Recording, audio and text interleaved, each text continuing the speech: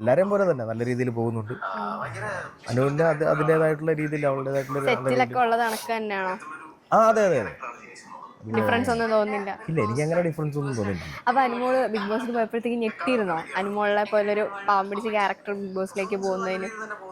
കഴിഞ്ഞ ദിവസം ബിഗ് ബോസിൽ അനുമോളുടെ ബോയ് ഫ്രണ്ട് വന്നിട്ടുണ്ടായിരുന്നു. ജീവൻ എന്നായിരുന്നു പേര്. ബോയ് ഫ്രണ്ട് ആണ് എന്ന തരത്തിലൊക്കെയാണ് ഇപ്പം നിലവിൽ വാർത്ത വന്നുകൊണ്ടിരിക്കുന്നത്.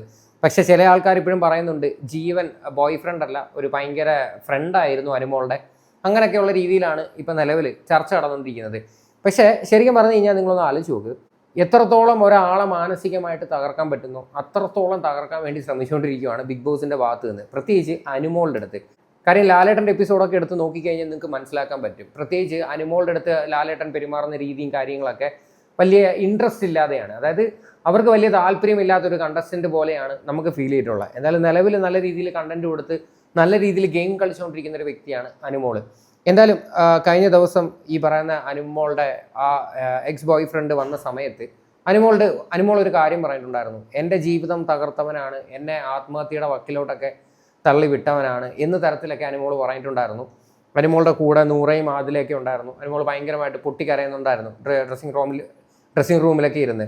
ശരിക്കും പറഞ്ഞു കഴിഞ്ഞാൽ ഒരു കാരണവശാലും ഒരാളുടെ പേഴ്സണൽ ലൈഫിൽ തൊട്ട് കളിക്കരുത്. കാര്യം ഇപ്പം എത്ര വലിയ റിയാലിറ്റി ഷോ ആണെന്ന് പറഞ്ഞു കഴിഞ്ഞാലും ഒരാളുടെ പേഴ്സണൽ ജീവിതമൊക്കെ എടുത്ത് പബ്ലിക്കിൽ വിറ്റ് കാശാക്കുമെന്ന് പറയുന്നതിനകത്തൊട്ട് എനിക്ക് വലിയ യോജിപ്പില്ല.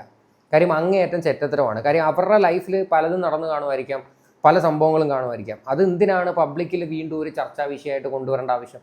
ബിഗ് ബോസ് എന്ന് പറഞ്ഞു കഴിഞ്ഞാൽ അവർക്ക് വേണ്ടത് കോൺട്രവേഴ്സിയാണ്. കാര്യം കോൺട്രവേഴ്സി ഉണ്ടെങ്കിലേ അവരുടെ TRP റേറ്റിങ്ങും കാര്യങ്ങളും ഒക്കെ കൂടത്തുള്ളൂ. എന്തായാലും ജീവന്റെ ഒരു പുതിയൊരു ഇന്റർവ്യൂ പുറത്തു വന്നിട്ടുണ്ട്. ആ ഇന്റർവ്യൂ നമുക്കൊന്ന് കാണാം. ജീവന്റെ ഒരു ക്ലോസ് ഫ്രണ്ട് ബിഗ് ബോസിലുണ്ട്, അനുമോള്. കാണാറുണ്ടോ? കാണാറുണ്ട്, ഇടയ്ക്ക് കാണാറുണ്ട്. എങ്ങനെയുണ്ട് അനുമോളുടെ പെർഫോമൻസ് നല്ല രീതിയിൽ തന്നെ പോകുന്നുണ്ട്. എല്ലാരെയും പോലെ തന്നെ നല്ല രീതിയിൽ പോകുന്നുണ്ട്. അനുവിന്റെ അതിൻ്റെതായിട്ടുള്ള രീതിയിൽ അവളുടേതായിട്ടുള്ള പണ്ടത്തെ ഇന്റർവ്യൂസ് ഒക്കെ എടുത്ത് നോക്കിക്കഴിഞ്ഞാൽ ഇവർ തന്നെ ഒരു വ്യക്തത കൊടുക്കുന്നില്ല. ഇവരെല്ലായിടത്തും പറയണത് ഞങ്ങൾ തമ്മിൽ തിക് ഫ്രണ്ട്സ് ആണ്, ഞങ്ങൾ തമ്മിൽ റിലേഷൻഷിപ്പിലല്ല, പക്ഷെ താമസിക്കാതെ ഞങ്ങൾ ഓരോന്ന് പറയും. അങ്ങനെയൊക്കെയുള്ള രീതിയിലാണ് ഇവരുടെ ഓരോ ഇന്റർവ്യൂസ് ഒക്കെ എടുത്ത് നോക്കിക്കഴിഞ്ഞാൽ. പക്ഷെ നമ്മുടെയൊക്കെ പേഴ്സണൽ സോഴ്സിൽ വെച്ച് നമുക്ക് അറിയാനായിട്ട് സാധിച്ചത് രണ്ടുപേരും റിലേഷൻഷിപ്പിലായിരുന്നു എന്ന് തന്നെയാണ്.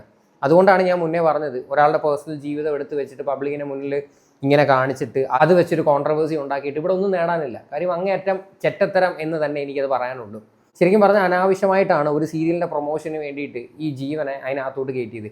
ഇവർക്ക് വേണമായിരുന്നുവെങ്കിൽ അവർക്കത് ഒഴിവാക്കാമായിരുന്നു. പക്ഷെ അവരത് ചെയ്തില്ല. കാര്യം അത് പുറത്തൊരു നല്ല രീതിയിലൊരു ചർച്ചാ വിഷയം ആകുമെന്ന് ബിഗ് ബോസ് ടീമിന് നല്ലോണം അറിയാം. കാര്യം ഈ ജീവൻ എന്ന് പറയുന്നൊരു വ്യക്തി അതിനകത്ത് വന്ന സമയത്ത് അനുമോളുടെ ഫേസ് ഭയങ്കരമായിട്ട് സൂം ചെയ്ത് ക്യാമറ കാണിക്കുന്നുണ്ടായിരുന്നു. അപ്പോൾ അതിൻ്റെ അർത്ഥം എന്താണ്? കാര്യം അനുമോളിനെ ടാർഗറ്റ് ചെയ്ത് തന്നെ ചെയ്തൊരു പരിപാടിയാണിത്. ഉള്ളത് കണക്ക് തന്നെയാണോ? അതെ അതെ അതെ.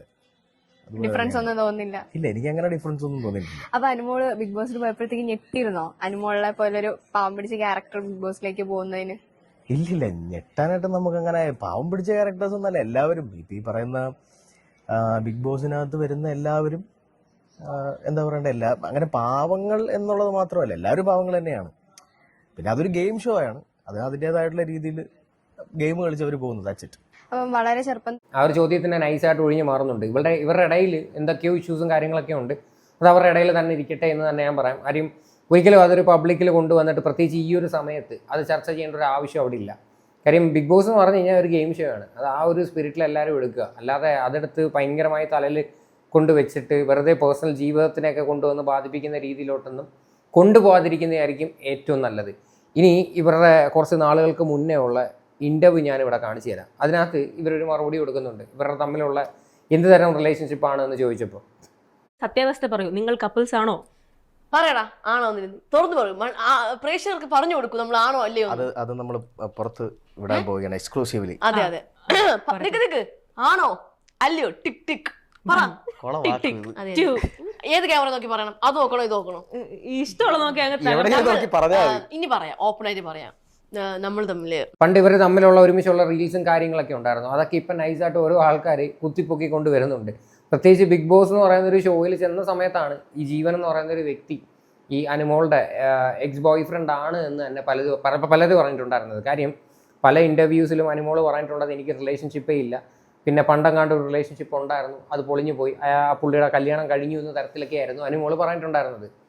ശരിക്കും എന്തായാലും ബിഗ് ബോസിനെ സംബന്ധിച്ച് അവരുടെ ആ ഒരു പ്ലാൻ വിജയിച്ച് ഇത് പുറത്ത് നല്ല രീതിയിൽ എന്തായാലും കോൺട്രവേഴ്സി ആയി, ചർച്ചാ വിഷയമായി, അത്യാവശ്യം നല്ല രീതിയിൽ റേറ്റിങ്ങും ഈ പറയുന്ന വ്യൂവർഷിപ്പും എല്ലാം കൂടിയിട്ടുണ്ട്. നാണം വരുന്നു. പറ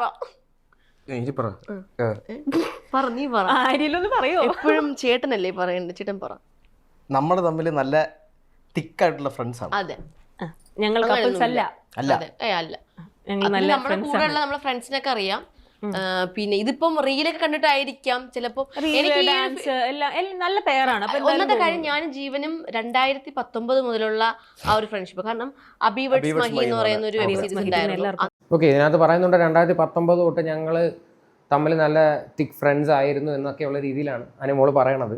ഇനി അനുമോള് ഒരു ഓൺലൈൻ മീഡിയയ്ക്ക് കൊടുക്കുന്ന ഒരു ബൈറ്റുണ്ട്. അതിനകത്ത് അനുമോള് ഈ പറയുന്ന ഒരു റിലേഷൻഷിപ്പിനെ പറ്റിയിട്ട് സംസാരിക്കുന്നുണ്ട്. അത് ഏത് റിലേഷൻഷിപ്പാണെന്ന് അറിയില്ല. ഇനി ജീവൻ്റെ കേസാണോ അതോ ഇനി വേറെ അറിയത്തില്ല. ഈ ജീവൻ കല്യാണം കഴിച്ചതാണ്, പിന്നെ അത് ഡിവോഴ്സാണ് എന്നൊക്കെയുള്ള രീതിയിലും കേൾക്കുന്നത്.